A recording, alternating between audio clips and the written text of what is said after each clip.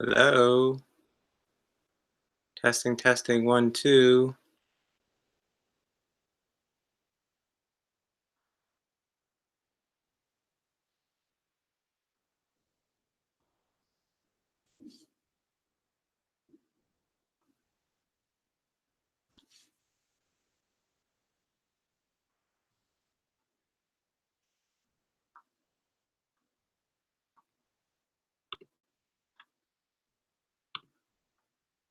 How do we, does it show that we're live on? Can you check on YouTube? I got it. Hold on.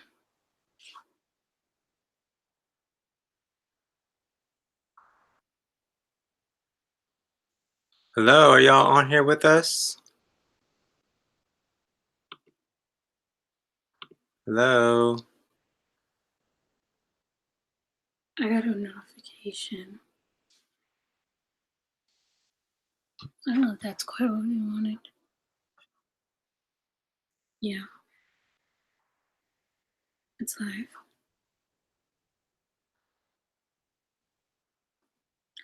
Hello, if you're on here with us, can you go ahead and type in the chat box? Let us know you're here.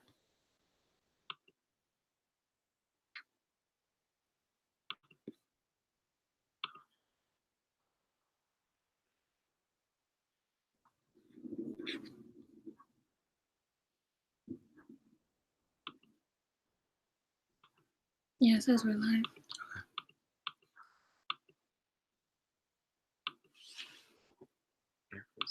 Yeah.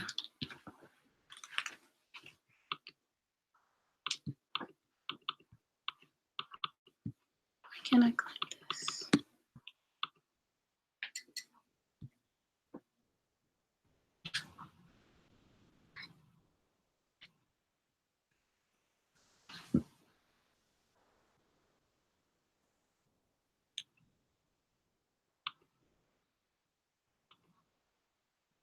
Hello. Hey, y'all. We can see your comments on our phone, but we can't see on the actual thing. Let's go back to that real quick. I'm trying to click on manage, but I don't know how to do that because I don't think you're going to see it there. Okay. Sorry, y'all. Bear with us. We're just trying to figure out this whole YouTube broadcast thingy. In the meantime, if you all want to go ahead and let us know where you're joining us from, that'd be helpful. Let us all know. Shredda has it up on her phone, so we're going to be able to see it from there. Let us know where you all are joining from.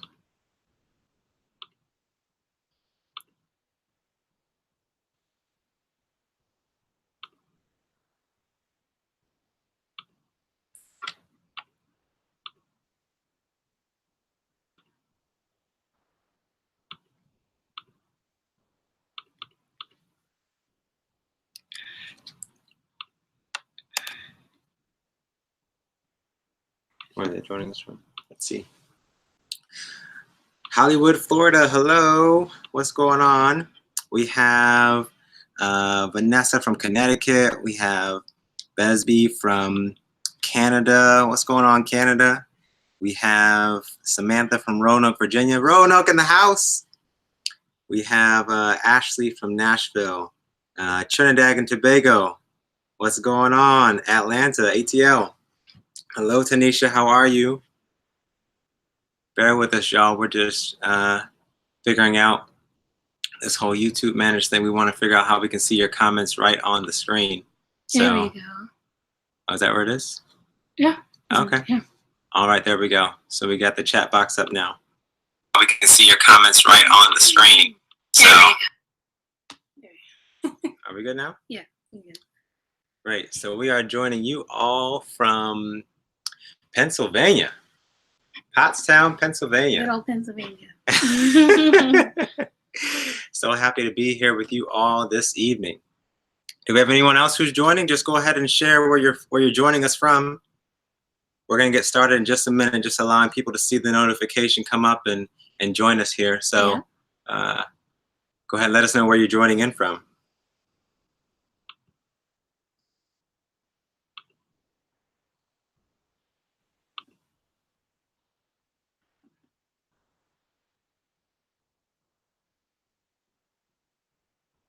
Cool. Okay. Oh, Jamaica. Oh, look at that, Cher. Jamaica's in the house. Big up Jamaica. Hello there, Aisha. How you doing? Nice to have you all here with us. Oh, we got a strong Caribbean presence in here. I love it. Right. All right. Amen. All right. So we're gonna get started, jumping right into it. First of all, we want to say thank you for taking time out of your evening to join us tonight. Amen. You know, we've been talking a lot since our video on apologizing for like semi-abandoning this channel. And we're like, you know, we want to be more interactive with you all. Sometimes videos are hard to do and edit. So things like this can help us talk to y'all and you talk to us. And so we really thank you for your time tonight. And just touching upon the purpose of this, we wanted to follow up on the recent videos that we released about money and relationships. This is a topic we've wanted to talk about for so long. Yeah. We actually shot it before. We shot it. I was pregnant. We shot it so long ago, and then we went back and we watched it, and it was just off, y'all. It was just off. The lighting was coming in strange, so you know, the sun was setting at the same time we were filming the video, so you're getting all these crazy shadows on our faces and stuff. It was just bad. Yeah, we had to do it over. Yeah, but then so much things happened in the pregnancy, and just we never got back to it. So Ghana's in the house too. Here we are, finally doing it, and we wanted to have the opportunity to go more in depth than we could have in the actual videos. We're trying to keep them shorter, so that's why we're here tonight. And we do have a list of questions already. Some of you have emailed us, some of you have commented on the actual videos, and so we're going to address those questions. But if you have some more questions, or if you haven't had a chance to submit a question, definitely put it in the chat, and we will get to it tonight. And we promise we're not going to keep you long here tonight, all right? Right. But before we begin, let's have a word of prayer. Yeah. All right. Okay. Let's pray. Let's pray, y'all. Heavenly Father, thank you, Lord, for this opportunity that we have to gather here via this technology. We're so grateful that you have blessed us all to be here. And I just pray for this time that we can spend together, that you would bless us and that we would all walk away with just a true message from you. I pray in Jesus Christ's name.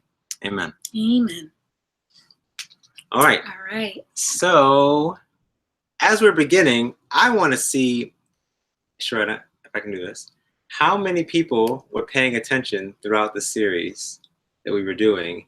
I want to know if they can tell us what the acronym, what the meaning of the acronym was. What was the full acronym of wealth? Okay. The wealth acronym. Okay. Who can share that for us? There might be a prize for the person. There might be. Prize if there's no prize. There might be. So who can tell us what that full acronym was for wealth? We shared this in the part one. Yeah. Right, part one of Common Sense. So let's see who is paying attention. Let's see if we have anybody who remembers it off the top of their head. No time to go back and watch the video. What was it what you want them to say? What the acronym was? Yeah, what the acronym was. What each letter meant. Okay. Yeah. Does anybody know that? The acronym WEALTH for the six foundational principles. Right. For finances. Does anybody know what those were? What were those? What were those? And then if y'all don't get it, I'm going to put Sharetta on the spot, and Sharetta's going to tell us what they...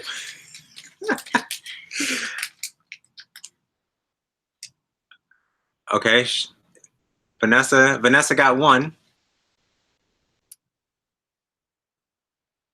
There we go, Vanessa. That's a good way of saying it, right? She got the principle. Oh, sure. We'll look that up for you, Busby. Besby. What is that? Okay, so far we got WEA.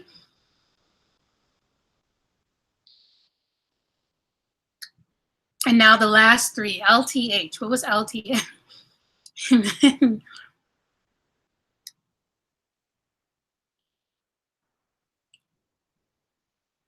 Well, if they all put it together, working together, then we might not be able to give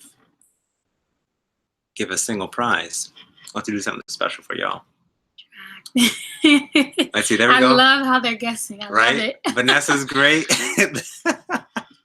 Tithe is in there, but it's under another letter. Emergency fund, there we go. No debt. You're getting all the principles. Yes, so for Besby, let me type this in there. There we go. Liberally give. Mavis came through. And then what's the last? Somebody said track every dollar already. I think it was track your expenses. Close, but yeah. There's the website for you. And what was H? What was H? That was our last one.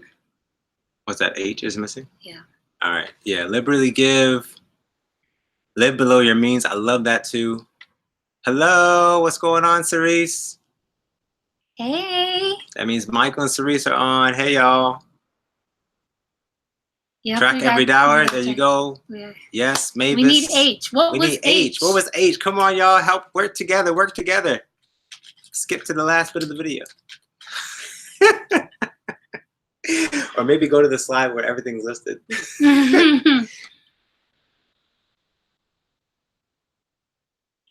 So far, babe, what do we have? We have We Are God's Stewards. We have Emergencies Happen. We have Avoid Debt. Liberally Give. Track every dollar. And there we go. Hone your contentment. No problem, Besby. Home your contentment. There we go. There we go. Mavis came through at the end. Thank you so much. Mavis, make sure you send us an email. Send us an email, Mavis. And let us know that you were the one who had provided that last one there. Hone your contentment. All right.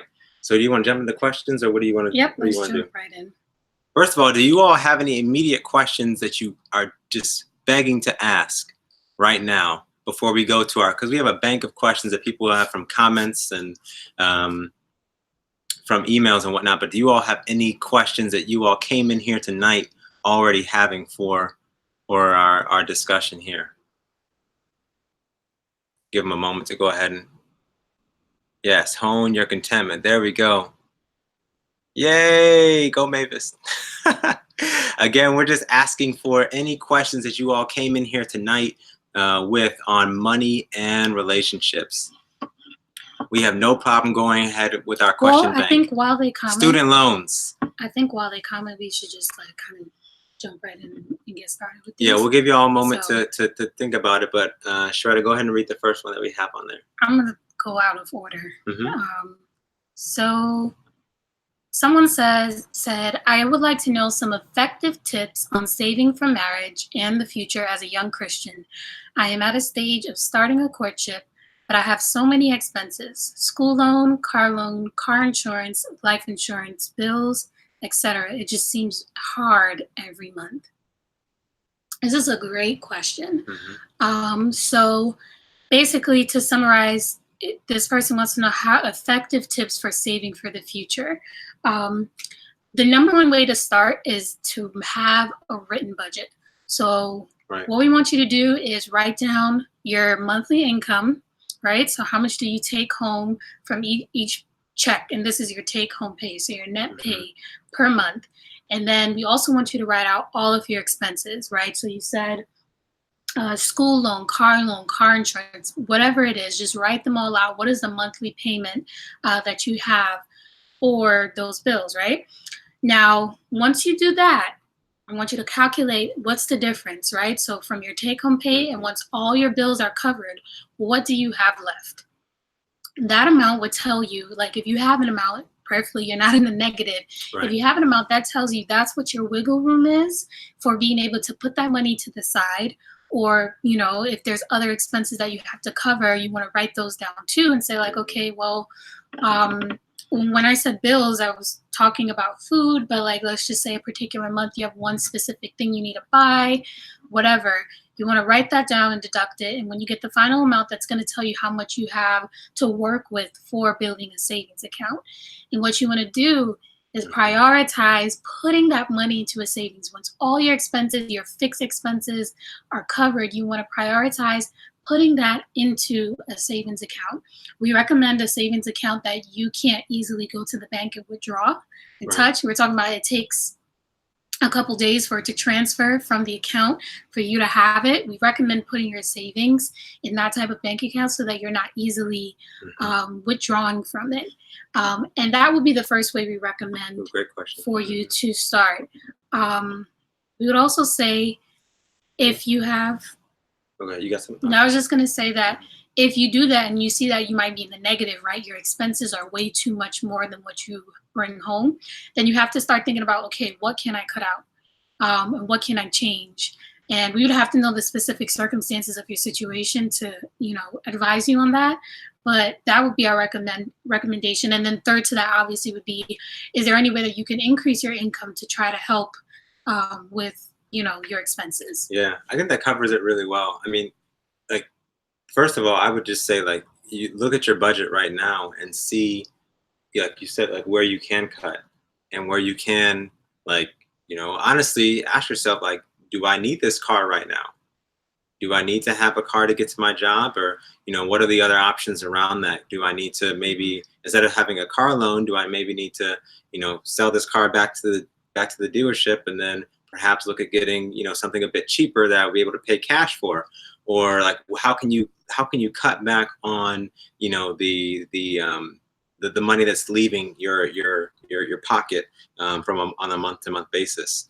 I would also say, like, think creatively about the expenses that you do have. Like, we've had moments where, like, when we first got married, y'all, we spent so much money on groceries, like so much money on groceries, and also More like than we needed. going out to eat. Like, we would go out to eat a lot. We were just, really, I would say living it up, for like where we were in our financial journey, but living well above where we should have been. But then once we started making those cuts, when we started seeing the blessing and, like, preparing our own lunches and, like, cutting back on the restaurants and, doing more cooking at home, like, we saw ourselves having a lot more, dollars, a lot more cash at the end of the month than we had before.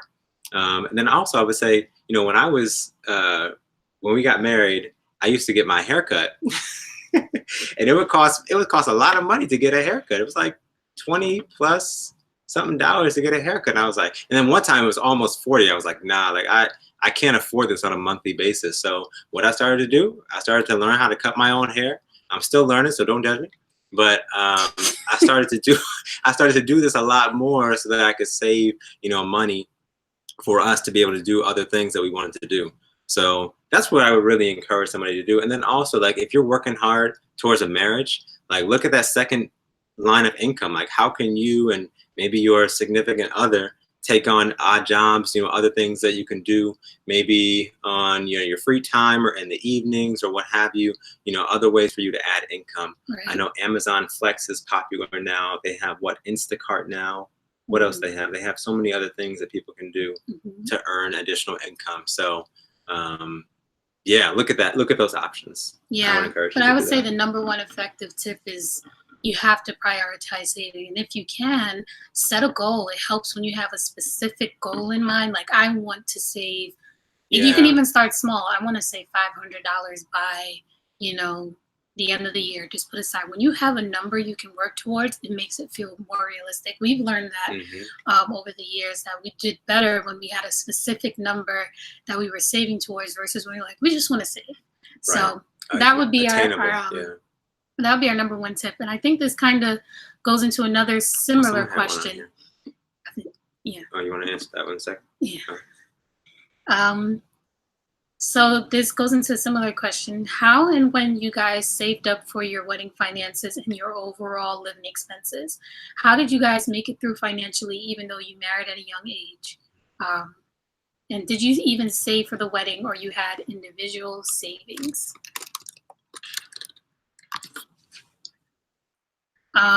So this person wants to know, what did we do to save up for a wedding and still be able to maintain our overall living expenses, even though we were pretty young? So we're gonna give y'all the real, to a certain extent. To a certain extent, we always keep it real. Well, I'm not gonna say specific details, but when we were engaged, we both had jobs, full-time jobs, salaried employees, and we lived in different states. So we both had like our own apartment, our own, bills to pay and that sort of thing. As we mentioned in, I think it was part 3 of the video, one of the things we said we would change if we could definitely go back was how much we spent on our wedding. We didn't really take the time to count the cost, as the Bible tells us to do in Luke. I forgot what chapter it is. To count the 16, cost, right?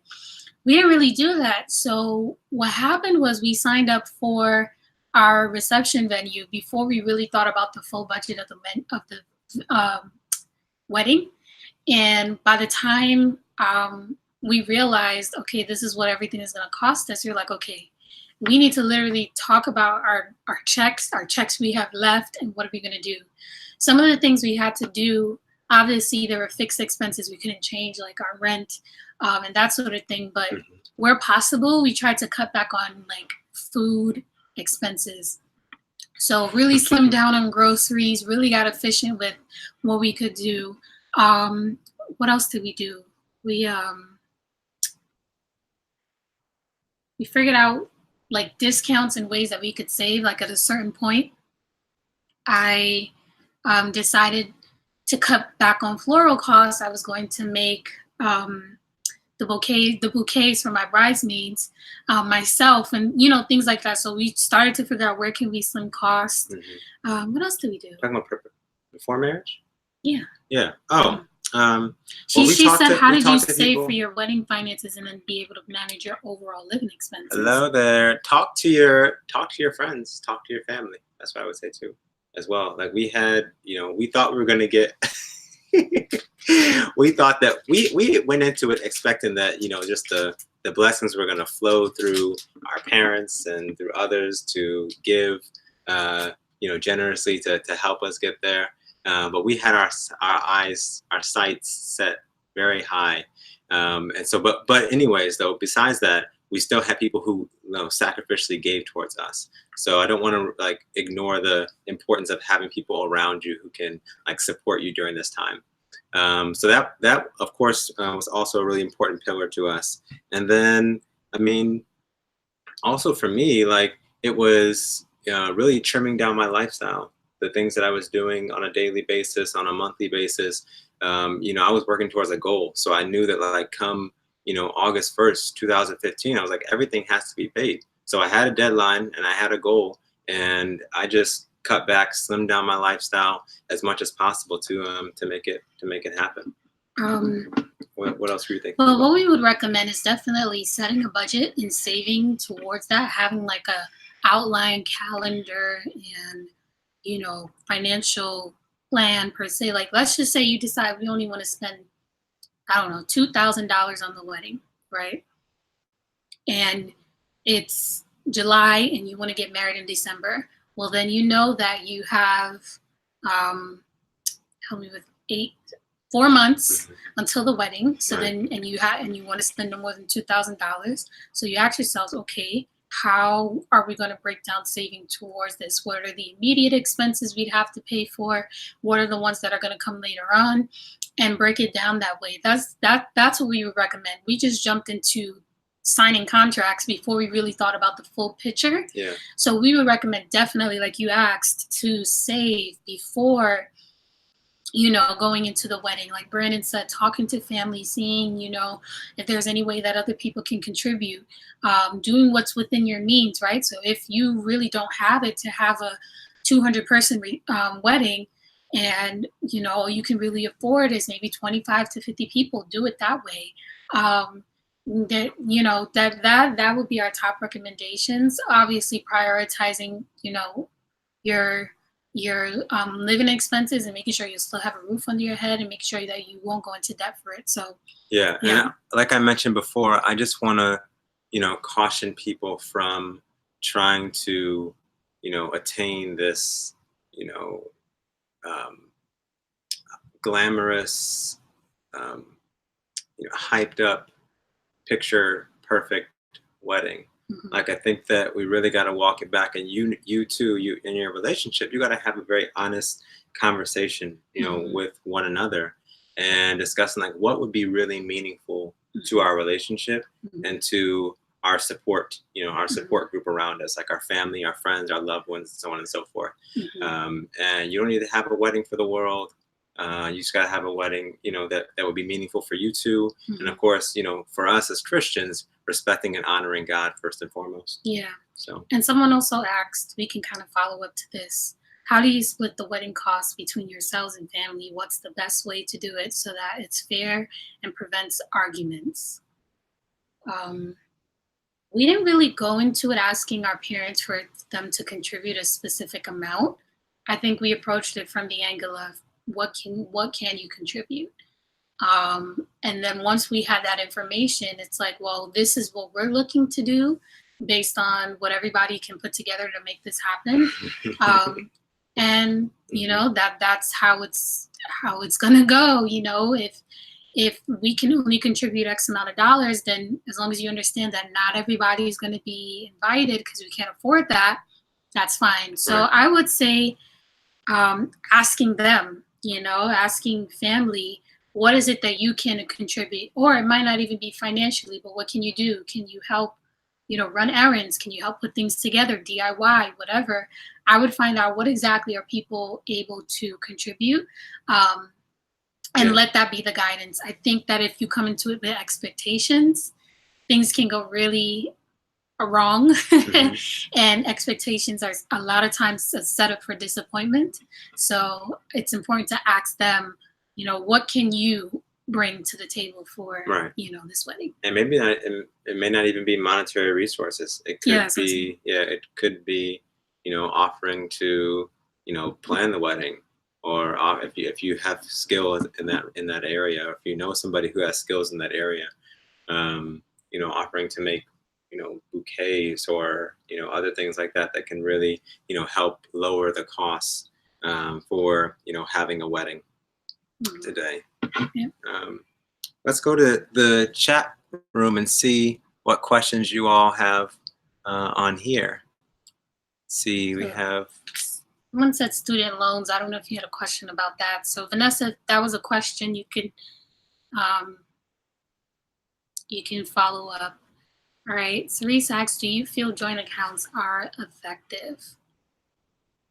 I'm starting all the questions, so you can go ahead. Okay. Yeah. So I would say absolutely. Absolutely. We are the biggest advocates of. We are the biggest advocates of joint accounts, and it has, you know, really been helpful for us in our marriage with, you know, holding one another accountable, and then also for two, you know, recognizing and reinforcing in our minds that all that comes into this home is shared between both of us. So there's no like, you know, like I'm earning this money, so it's only mine and you can't touch it. It's none of that. And it really just shows that we're all, you know, Shredda and I are operating out of the same pool. So there's no like, you know, bickering over that at all. And we still do have like our own individual personal accounts, but we use those accounts to, you know, like we said before in the video, we use those accounts to like save our own money that is budgeted from our family account, so from our family joint account. So all the money that goes into my personal account is strictly from, like, we've already agreed upon, like Brandon gets X amount of dollars every month to be able to spend how he chooses, and so I'm able to use that money how I do. But yeah, for the most part, we operate strictly out of our joint account. Yeah, we talked about this in part 3. Just the importance of transparency. It's really easy if you have an account on the side that your spouse doesn't have access to and can't see. It's really easy to do whatever, you know, it is that you want to do without any accountability. Right. And that can leave an open door for, you know, to be tempted to do something wrong, or to be tempted to do something that can be harmful to your family, whether it's, you know, signing up for a big expense that you probably can't afford, or, you know, just using money in a very irresponsible way. Not saying it always happens, but it is a potential temptation. And so we advocate for there being complete transparency when it comes to finances. And that's why we have a joint account, and we recommend a joint account. And like you said, it's okay to still have a personal account. You know, sometimes you might want to plan a surprise, like you might want to have an anniversary gift or something. But as long as you agree on the amount in the budget, if you transfer that into your account, then you can do with it, you know, as you see fit in from your personal account. So, or you can just use PayPal, because PayPal don't be telling on you too much. I've done that before. It does lately. Yes, and this person asked, would you advise a couple to have a personal and a joint account? So yeah. Okay. So that's what we would say. Great joint question. accounts are definitely effective. Yep. And the way to avoid arguments, like we said in the video, is to just have meetings where you can come together perfectly peacefully to hash out, you know, where the state of the finances in your home, and that sort of thing. That's a great suggestion there. Outside venues are a lot more inexpensive. Also go with local caterers. Also less expensive. It's okay.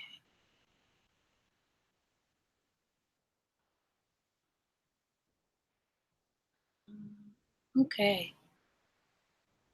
Did either or both of you have to pay off student loans or debt in general? Do you have payoff advice? Great question. We were blessed and fortunate that we didn't have student loans. So we actually started our marriage debt-free. We didn't have any debt. But because of that, we were kind of not prioritizing saving, as Brandon alluded to in the beginning of our marriage. So you know, it kind of went both ways. But we didn't have student loan debt or any debt, any consumer debt. So that didn't really affect us. But in terms of paying it off, we definitely recommend, if you've never heard of Dave Ramsey, he advocates for the snowball method of paying off your loans. I also recently heard of a couple. I would have to find their names. I can't remember, but they paid off like a crazy amount of debt in less than a year. And it was primarily student loans. And what they did was make a lot of sacrificial decisions in order to do that. So they worked extra hours, they worked extra jobs, they made more money, and all that money went straight to the loans. They carpooled to save on gas. They packed their lunches. Like, they just really aggressively slimmed down as much as they were spending on other things as much as possible to then put all that money towards student loans. And I would say be encouraged. I know it can look very daunting that there's this large amount of money, there's interest on it, and you have to pay it off.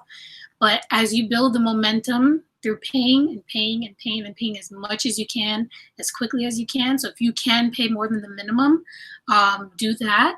As you do that, it can kind of give you that, you know, motivation that you need to really push through, even though it might seem hard. Amen. And know that it won't last forever the more that you aggressively work towards it. And know that it's God's will for you to be out of debt, you know, and that as you commit this to the hands of the Lord, as you pray earnestly, believing that there is truly nothing too hard for him, that he'll enable you to meet that goal. So like Sharetta said, you know, the practical application there of, you know, what you can do on a month-to-month basis, and then also making sure that you're staying connected with the Lord as he, you know, leads you forward in that.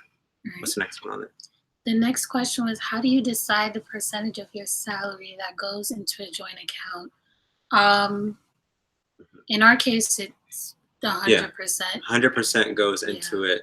You know, sometimes people can set up savings accounts where a certain percentage of your salary will go into a, you know, retirement account or another savings account or something like that. So that's aside the point. But like, yeah, all of our income would come into the joint account, and then from there we would decide, all right, what goes, you know, to our personal accounts and so on and so forth. Right. What if your significant other has massive amount of student loan debt? Great question. Great question, Dana. Well, I think that it's important to get on the same page about how each person feels about that debt. You know, like, you may have the perception that we should work towards paying off that debt, you know, and the other person may be like, well, no, I'm comfortable just letting my debt sit there. And so it's important to have that discussion, like we said in the video, you know, but let's say you both end up on the same page, then you both, when you come into that marriage, you realize that this is not like your debt and I have nothing to do with it. This is our debt now, and we're both going to work together to, you know, put our incomes, you know, together and be able to climb out of this debt, Right. And put it to bed. Yeah, definitely recommend viewing it as a collective now that you are one. Right. And really working together aggressively to make it happen. I don't know why. This is weird. What's up? Why would they be calling me? I don't know. Let's keep going though. Sorry. Let us know if everything's good in the chat box. If you all can see us, if you all can see us and hear us, let us know that everything's good on here. All right. Okay, we're gonna keep going. I was saying something. Oh. I was saying, yeah, you have to definitely look at it as a collective, and then the more you can work together to pay it off, the quicker it will go, right? Financial issues are, in my eyes, like not really different. Like if it was a health issue, you know, would you allow your significant other to try to heal and recover from a health issue by themselves? Or, you know, any other type of issue, you would want to work together to overcome it. So that would be our recommendation, being on the same page and working together. Right. What about bills? How do you decide something pay what? Should the person with the larger salary pay the larger bill? What we did when we were both working outside the home, because now I stay home with our son, we actually lived on one income. So Brandon's income, we lived on his income, so obviously that paid all the bills, and my income went into a separate account for savings. So we didn't have to decide. It was pretty much a given once we decided to live on one income, and we definitely recommend that. It really propels you to whatever goals you might have very quickly. So if you're married and you both are working, try to see if you can live on one income, and then if you decide that you still need a portion of one person's income to still maintain, you know, your living expenses, then definitely do that. But we would recommend, you know, yeah, when it all comes into the same pot, you know, it's all all the bills are being paid out of that pot. Okay, what's next? How do you decide who pays when you go out for meals, movies, etc.? Do you use your joint accounts for this, or do you use your personal account? Well, that can vary. You know, in your joint account, you could have a budget line item that you set aside for date nights, and so you could have a certain amount that you commit each month to setting aside for your dates. And so if going out for meals or going out to the movies or so on and so forth counts as your date night, then that could definitely be, you know, used from your joint account. Right. However, if it's something special that you've set aside money for, you know, a specific, you know, way that you want to, you know, treat your spouse or take them out or that sort of thing, and you've set aside that in your personal account, then, you know, you can use your personal account for that. Right. So that's how I would view it. Yeah. You got anything else? Yeah. Yeah, that's in the case of marriage. If you're courting, or if you're not married yet and you're not sharing finances, then, you know, I would say whoever initiates the date can pay for it. So there were times where I had an idea to do something and I paid for it, and Brandon had an idea to do something and he paid for it. So your days were nice, babe. Okay. Is it wise to buy a house together before the wedding or rent until we save enough after the wedding? I just want to buy a house and I think renting may slow down the process. I feel you, girl. We have been married for going on 4 years and we don't own a house yet.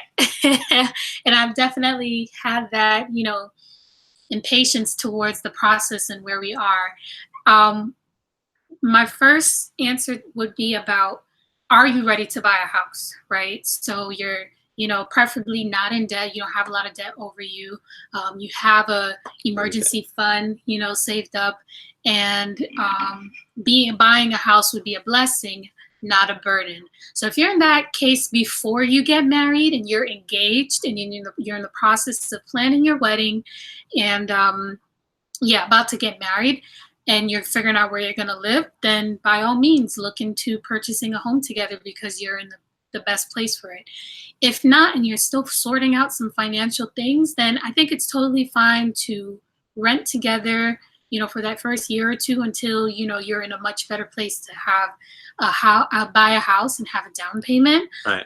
So it would all depend on, are you ready to buy a house? And also, are you ready to buy a house in this specific area?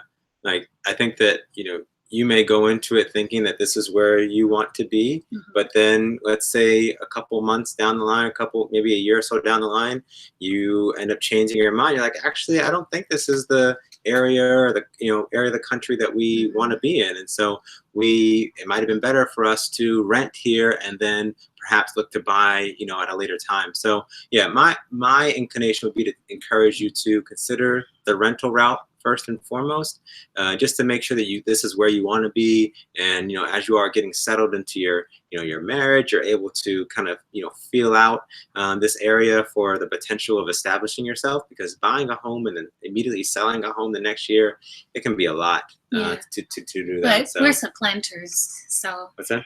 We're supplanters. Like, we were brand new to the state. So that's why we didn't buy a home when we got married, because we hadn't even lived here long enough. But if you know for sure that the state you're in is the state you're going to stay in, you have no plans, or God has not shown you to move somewhere else, then and you got the money. Yeah, and you got the money, and you don't have all the things we said, then by all means consider, responsibly purchasing a home.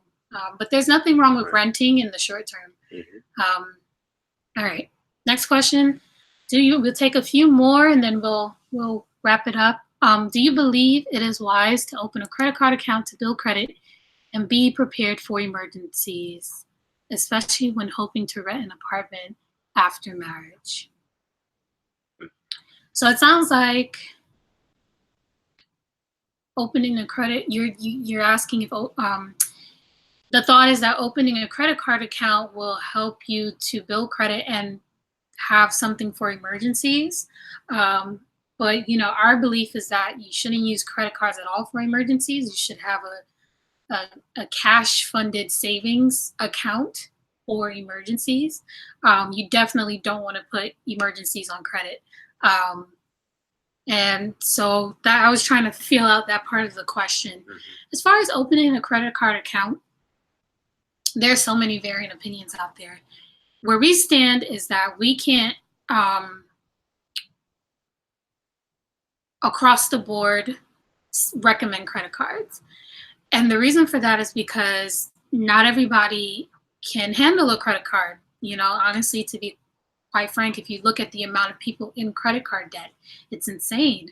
And so because of that, we cannot make the recommendation for people to have credit cards. In full transparency, I still have a credit card in my name that I had before we got open. That I opened before we got married. You do? Yes. But I don't use it. And even if I were to use it, Brandon could see what I use it for. So that's why, I'm careful not to hammer the nail when it comes to credit cards. But I will hammer the nail. Because I have one. His experience was a little different, but I have one, and it was nothing but a blessing to me, because I would, buy something that I already had the cash for and just pay it immediately. I learned that in my finance class in high school. I paid it immediately, and then I got cash back for it. So that's why I had a credit card. But I don't believe credit cards should be used for emergencies. If you want to prepare for emergencies, put aside cash in an account, as we mentioned before, that is hard for you to get to, that you can build interest on in the short term. And that's the way we would recommend to prepare for, marriage and emergencies. As far as building credit, what? Go ahead. No, we don't. We don't really specialize in this because we don't make the recommendation of credit cards. But it's important to pay your bill, pay on time. When I first are they asking you how to build credit? Yeah, it says open a credit card account to build credit, to build good credit. Right. So more so like, is it important to open a credit card to build credit, right? Right. Yeah. There are ways around not having credit, but when I opened a credit card, it was very different than how it is now. At the time, there weren't that many resources out there explaining like how to really handle a credit card, but now there is, and they tell you exactly what affects your score and how. So there's a lot of resources out there that if you wanted more information on that. But Brandon looking at me like this because he doesn't mess with credit cards. So stay away. Yeah. Stay away. I hope I answered your question. I hope so. Samantha, let us know. Yeah. If not. Y'all are sharing more wedding tips. Yep, I love it. Yes, that was their name, Leo and Faith. Yeah, I heard them on a podcast. Oh, okay. I think the Budgetnistas podcast. So yeah. Nice. Awesome. Hello, Jessica. Hello. How do you set up? God. How do you set up your budget? You mentioned that you set it to know where all your money is going and to make everything total to zero. Yeah. Yes. Yeah. So this is not in any way sponsored. We have no affiliate. Well, I can't say we don't have any affiliation with it's Financial Peace University, but it's not sponsored. One of the tools that we've used for the past couple of years is called Every Dollar. It's an app or a website. It's an app on your phone. You can also get it, on like the regular website. Yeah, computer thing. So you can access it there. It's called Every Dollar. I'll ask Charlotte to go ahead and type it in there for you all to find the website. But it's a great website. It's put out by the Christian financial guru that we mentioned earlier, Dave Ramsey. And it helps you to be able to put in your income, put in your expenses, and then ultimately assign every dollar to a place each month. And that really helps us lay out, like what your budget should look like. And so you can do it that way. If you're old fashioned and you really want to, I say it's old fashioned, but if you really want to use a paper and pen, you can also just, create a template that you can use in like a notebook, specific notebook each month. You go to that notebook and you open it up. Right. Or Excel spreadsheet. Mm-hmm. And you just write out from the very top, what income, what is the big number that I'm working with on a month to month basis. Mm-hmm. And then underneath that, you write out, what are the different expenses that I do have? Right. And of course, you want to take care of the basics in the very beginning. You want to make sure your food's taken care of. You want to make sure you have a roof over your head. You want to make sure that you have lights and electricity and, other basic necessities just to keep yourself going. And then from there, you want to, look at, the other bills that you have, whether it be insurance, whether it be, what other bills could you have? Loans. What else? Sorry, I was reading the follow-up to her question because she said, can you make a visual that could help me and anyone else wondering about it to understand more clearly how that goes? Yeah. I'm in no way asking for specifics on what you spend. I just mean, can you give an example or a template of how to budget properly? Yes. Okay. Yes, we can. We can do that. I'm going to need if that would be valuable. Calculator. All right. So let's just say that. What are you doing? Because she wants a visual. So the reason why we advocate for the Every Dollar app is because actually when you put in your income there at the top part where it says like income and you can put in all your sources of income and how much it's going to be for the month, it'll set a little banner at the top. Let's just say your income, I'm going to work with easy numbers, is $1,000. At the top, it'll tell you $1,000 left to budget. Let's say you go right under that and you put in your giving for the month is going to be about $200. When you put in that 200, it's going to tell you $800 left to budget. Then you move down to savings and you're like, all right, I want to save, $200 as well. And then you put in that 200, now it's going to tell you $600 left to budget. And as you go down the line of your expenses, food, housing, lifestyle, it has the categories in there for you, which I love because it can make you think about, right, what do I spend money on every month? Debt, whatever. As you go down and you input what those expenses are, at the top it tells you how much you have left, right? And then when you finish, it tells you if you're over budget. So then you go in and you make your adjustments. And if you still have more to budget for, you make adjustments as well. Then on top of that, within each category, you can track those expenses. So let's just say you made a food budget of $100. And then this week you went grocery shopping and you spent $18.20. You would put that $18.20 in that food category, and then it would tell you, right now I gotta do math. It would tell you you have $81.80 left to spend for the month on groceries. Math for that, babe? Huh? Go ahead. I said math for that.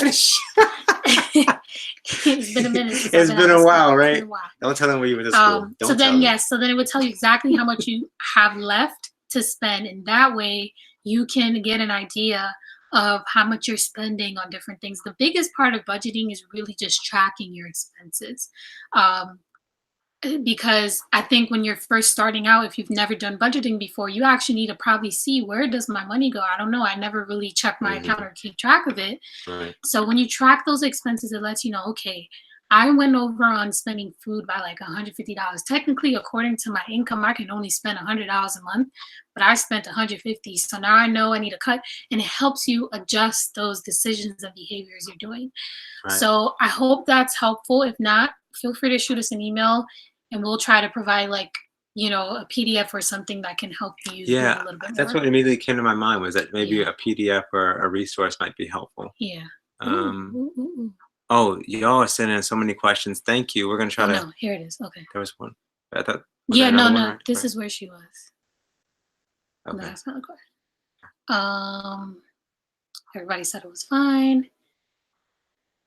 Question: Which Which universities? Okay. Which universities did you go to, and tips do you have on getting money for school? 3 years married and renting is better. Yeah. Mhm. Mhm. Well, we both went to. We actually met in Oh, college. and then David, Love Janet, also said, yeah. So Dave Ramsey has budget samples online. So yeah, you can definitely check that out as well. Which university did we go to? We both went to Cornell University. That's where Yes, we, we that's where we both went met. to Cornell. Tips do you have on getting money for For school? There is a book out there by a guy that I knew. It's called $1 Million Scholar. I think it's called. Look up that book. But scholarships, I mean, like, this guy, he wrote so many applications and submitted so many resumes and qualifications to win as many scholarships as possible to pay his way through school. So it really is a grind, and like, we do not advocate at all that if you can avoid debt, please do avoid. I mean, the student loan crisis is something real out here, y'all. Yeah. So if you can avoid debt, if you can avoid, and you can save up, if you can maybe put off going to school for a little bit just to save and work up for some money, or if you can apply for different programs that can help reduce the cost of your schooling. Sometimes you even have employers that will take you on and that will pay for your schooling as you're also working for them. So really evaluate all options as many options as possible to have adequate funds to cover your schooling costs. Yeah. So you don't have to take out debt. Yeah, I remember I applied to probably like 20 scholarships, and I got 2. So something will come. You might have to cast the net very wide. But those 2 could be for like 50 grand. Like, you never know like what they could be for. Coca-Cola Scott. Come on now. But yes, cast the net wide, apply to anything you're eligible for. It doesn't take a lot to write okay, I'm saying this now. It might not take a lot to write a 500-word essay if they're requiring it, but definitely look for scholarships, look for grants, look for programs that are willing, especially if you come from, like in my case, I came from a single low-income household, and I had an older sibling in college. So Cornell was very gracious to me when I applied with financial aid and funding, and so were many other scholarship programs. So yeah, definitely scholarships, saving, working and saving, and being realistic, I guess, with the university choice. That's a good point as well. Too. Right. Like, don't go out of state if you don't have the money to be living in another state, because they charge you more if you're out of state. And what's the most creative way I can get to where I want to get? It's what we know route a lot can of I take to people get there? at Cornell who started out in the community college that's near Cornell. Yeah. TC3. Yeah. Shout out to the TC3. But they started out there for like 2 years and then transferred to Cornell. So, do what you got to do without accruing a financial burden for it. It would be our a future advice. burden, because you may not feel it right now, but you'll feel it in the future. All right, we're gonna take just these questions we see here because we don't want to keep you all too long on here. I have my own home. Should I put my husband's name on the deed after marriage? Ooh, I don't know a lot about home, unfortunately. That's a good one. I don't know that answer. So, we're going to be honest and just, when we don't know the answer, we're just going to tell I'm you not that we gonna tell you. don't. But I do know that a really great resource, like we said before, this is not sponsored, but Dave Ramsey has a radio show. Crumbs probably talks about it. Yeah, Dave Ramsey specifically has a radio show that you can call in and ask them questions, or you can go online and research that on their website. But I'm sorry, we're not homeowners, so I won't be able to answer that question. Yeah, I'm not quite sure how that works. My initial answer is that you should. Yeah, you share everything. Yes, you should. I'm not sure if in the case of an emergency or, other things that come up, would that really help for your husband to be on the deed? I think it would, but I think it also, he just gets grandfathered in because he's your husband. I don't know how that works. But if anybody else knows, in the comments, help out our sister Lillian, if you know the answer. I have an associate's but would like to continue and get a degree in nursing. However, I had debt. Do you think I should take time off from school to pay my debt, or should I keep going? I think, like we just said, if you have a lot of debt already from that associate's degree, try to bring that down before you go back into school again. Nursing is a wonderful path to, make a significant amount of income. Right. We'd recommend working on the debt, or if you can do it both at the same time. So if you can continue, but really start working to start putting a dent in that debt, you can do that as well. Yeah. Don't want to stop you from your dream. I know, right? Do you think buying an income property triplex is wise for a first home? You don't get to me, it's all that just came.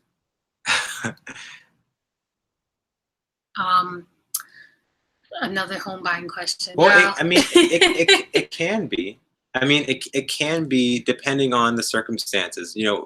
For somebody who has existing debt, I would not encourage you to go out and try to buy an income property at this point in time. I would wait until you're more financially stable to be able to take that leap. But income properties are great. Investing in homes and using them as rental properties is a really smart investment when you are in the position to take that step. Right. So, but as a first home, I don't know, maybe Cerise got to talk to you a little bit more about this, but I think that you might be, if you're going to live there first and then rent it out afterwards, or what would be the arrangement there? I'm trying to understand a little bit more about that. I don't know what a triplex is. I gotta step my game up with the housing, because I don't know. Like a duplex is like 2 homes, and then a triplex would be like 3 homes. 3? Okay. I'll look it up. Wait, hold on. Oh, sorry, I didn't mean to do that. Are you currently working? Okay. Oh, yes. So Celia, someone else encouraged you to keep going with your studies, looking to tuition reimbursement. Yes, if you have a job, sometimes if you're getting a degree in the field that you're in, like he said, they'll pay for you. So yes. Right. Yeah. Look at y'all being encouraging. Yep. And Samantha, yes, that's a good point. Yes, credit cards are not necessary. I haven't had a credit card for years, and I haven't had a problem renting a car or doing any of that normal stuff that people do. So, hey, because you rent the car in my name. No, that's not true. That's not true. I'm not even gonna let you say that, because we bring the debit card, and then with the debit card, they maybe ask you for 2 other, valid documents, whether it be your most recent utility bill. Why are you making me go through this? She playing. She playing. All right. Praise the Lord. God bless you too, Nikki. Thanks for the app. Awesome, Aisha. Awesome. Great. You're welcome. Yes, please look into every dollar. And we'll also work on putting something out for you all too that kind of helps with all this that we've been sharing. Yeah. Ooh, awesome. Yes, rent and then live. Yes, rent and live there. Oh, I see. That could be really great. If you're in the position, like I said, if you're in the position financially to do that, if you have your debt paid off, and, you all have your, 3 to 6 months emergency fund, then I would definitely think that looking at doing something like that could be beneficial, as long as it doesn't put you in a position where you're going to be, financially, hinder. You know, like if you take on a mortgage that is unrealistic for you to be able to pay, you know, off on a monthly basis. So, you know, lots more that we could say about that. But yeah, that's what I would say is just we gotta move with wisdom and make sure that, you know, we wouldn't be, you know, hurting ourselves in the long run by trying to make a couple of dollars in the short term. All right, y'all, it's 9:01. We've been on here for an hour, and we really thank you for joining us. One last one. Can we answer that, please? Okay, because I got some things to say. Oh, okay. Yes. Do you recommend I buy a home even though I have about $68,000 of student loans? We would recommend you pay it off before moving into a home. We honestly, like, we advocate for Dave Ramsey's baby steps because we've used them and they have been a blessing. Right. Like, for us, for real, like the position that we are in now is because of those baby steps. And while obviously there are some things that, you know, we're still hoping for and working, one of them is owning a home. It has been a blessing to give us how to prioritize, you know, our decisions. And a home is a blessing, but you want to make sure that, like, it wouldn't be a burden to you. And I think that if you have existing debt, it's very hard to take on a mortgage and find the blessing in owning a home when you already have existing debt. So Dave Ramsey advocates for paying off your debt before, you know, purchasing a home. But obviously, if there are, you know, specifics to your situation, you can feel free to email us. But we would recommend before buying a home that you be debt free from, you know. Amen. And have that emergency fund. Yes. Because, you know, homeownership comes with a whole bunch of stuff that you never foresaw coming. Exactly. All right. And from our experience of renting, things can come up that, like, you might need a new HVAC system. You might need things that you want to be able to afford it and not have debt. Man, you get in there and the whole house needs, you know, new flooring, and it's just like, you know, you didn't foresee that. Exactly. So, yeah. All right. We thank you all so much for joining us. Our biggest recommendation is no matter who you are, male, female, whatever, just take care of your finances. Be a good steward over what God has given you. If you know that there's an area, like, I'll admit, I don't know anything about home buying or home ownership. I need to do my homework, and I have so much to learn there. So if you know there's something you still need to learn, whether it's budgeting or saving or paying off debt, there are so many resources out there. We recommend do the due diligence and learn how to do the best that you can with what God has given you, especially if you're not married yet. It would be such a blessing. One of the reasons we love Saving the Crumbs as well is he tells the story of how his wife had so much money saved up before they got married and how it was a blessing. So we definitely recommend just take charge of your finances and get things in order before you get married, with those tips that we mentioned in the video. And we thank you all so much for joining us. Amen. Amen. All right, y'all. Y'all be blessed. So grateful for each and every one of you. All right. Thank you. We might do this again. So stay tuned. We definitely will. All right. All right. Bye. Bye, y'all.